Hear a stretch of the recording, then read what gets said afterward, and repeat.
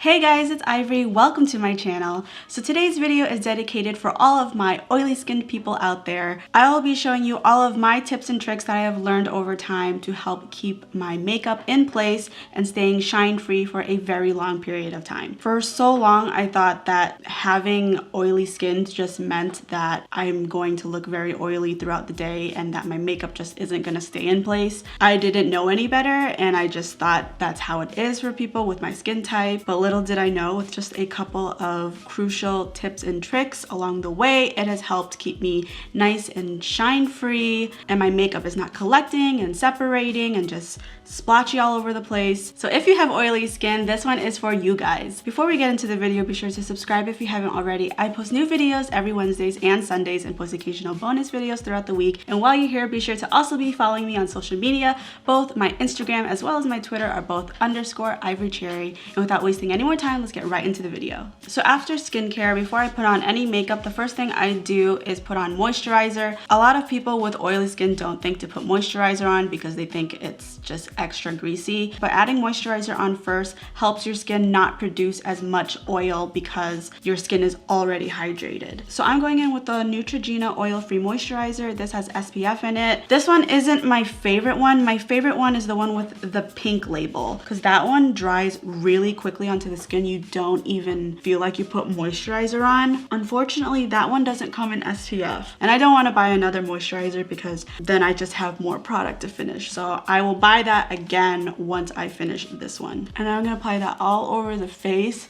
and a little bit on my neck. So once the moisturizer is on and I've let it sit for about 10 to 30 seconds, I don't wait very long. I go in with primer. I'm using the L'Oreal Infallible Matte Lock Primer. You don't have to use a mattifying primer. I often like pore minimizing primers, so I don't think it really matters, but I definitely would stay away from dewy / luminous glowy type of primers. And you really just want to focus this where you get the oiliest. So for me, it is my T-zone, my nose area, and as well as my chin. And with the remaining, you're just gonna move it outwards to the rest of the face. When I lived with my mother, she always told me to move products to my face upwards and even wash your face upwards so that you could go against gravity and keep your face young. So I always go down just to spite her because I don't believe any of that shit. I never liked to listen to her. So after primer, I'm gonna use setting spray. This is the Milani Make It Last. Now I know a lot of you add setting spray to the end of your makeup routine,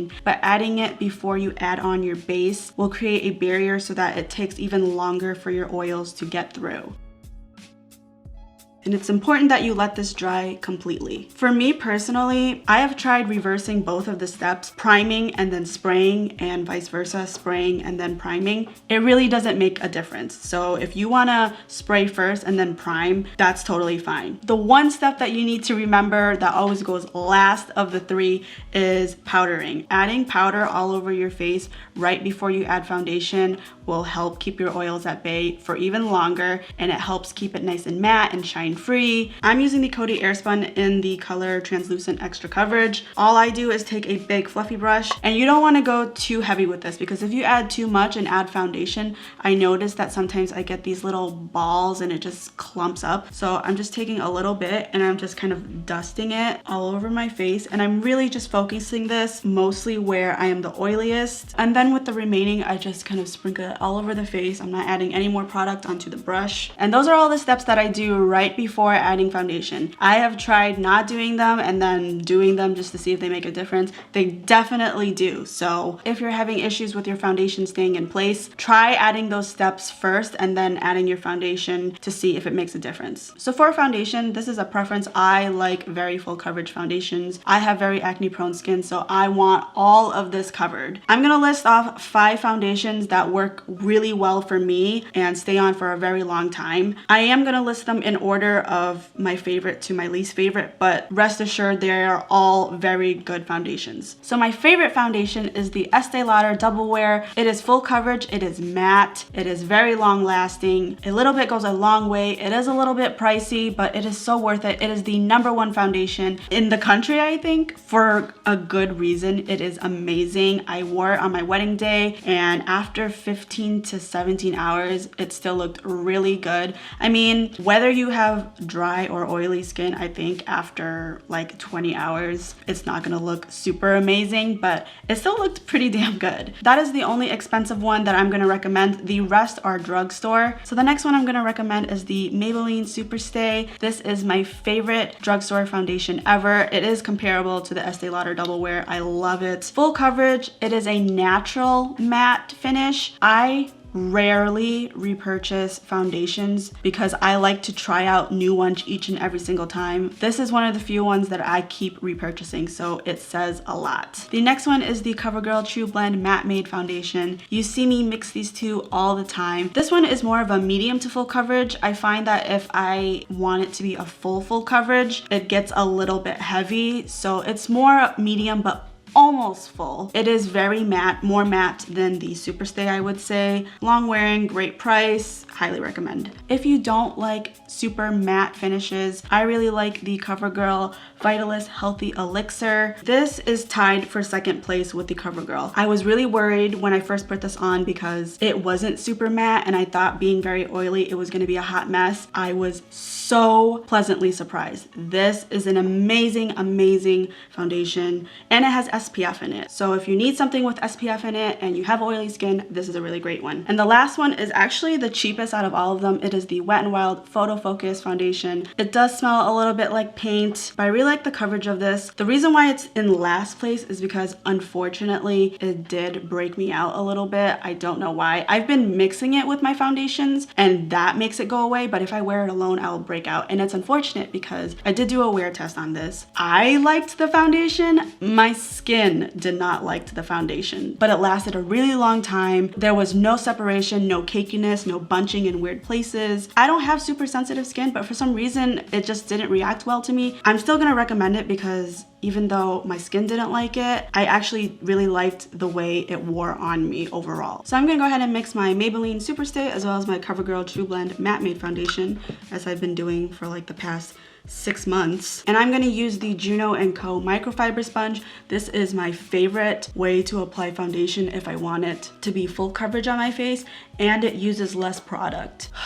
This is like the most satisfying part of my makeup. Just seeing all of my acne, all of my scarring, all of my redness, everything just goes away. Like, why can't that just be my normal skin? I'm pretty sure my skin breaks out because I still eat kind of badly and it's trying to tell me to eat better. But I'm just like, no, there's gotta be another way. Like, there has to be something else I can do. I don't wanna sacrifice crap food. All right, so now that the foundation is on, I'm gonna go ahead and add concealer. I don't think it really matters what kind of concealer you use. I think foundation is way more important, so whatever works for you, works for you. I always prefer a matte one with medium to full coverage. Basically, I would stay away from anything that says dewy, which I don't really ever see in a concealer. And then once my concealer is down, the most important step that I think out of everything is to set your face. So I'm going back in with my Coty Airspun and I'm using a damp sponge. I feel like this really melts the powder into the skin versus using like a dry brush. And this will mattify your base as well as keep it in place. Look at me, just rhyming away. And I'm gonna set my entire face with the sponge, including my neck, because I don't know, if you're wearing a turtleneck or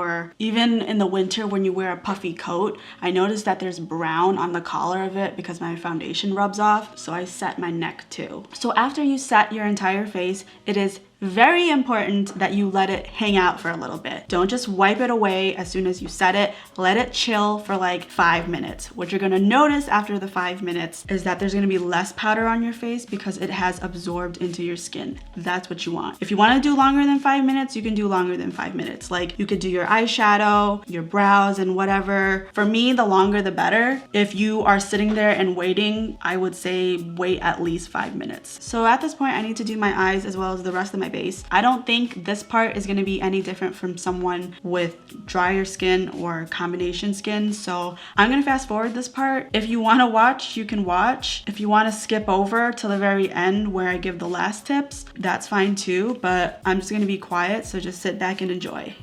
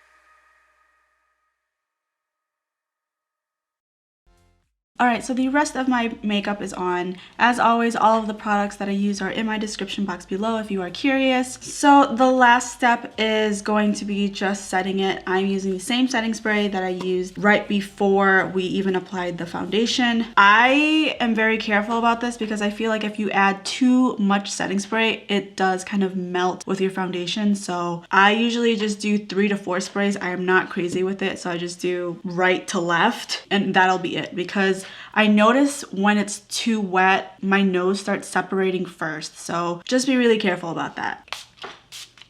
And while this is drying, I'm gonna take my damp sponge, there's no product on it, and I'm just gonna roll the setting spray into my foundation. This just kind of presses everything together and makes sure it all melts together so you are one with makeup. And that is it, guys. I hope that these tips and tricks were helpful for you guys. If they were, don't forget to like it, and feel free to also comment down below what other types of videos you'd like to see from me. Thank you so much for watching, and I will see you in my next one. Bye.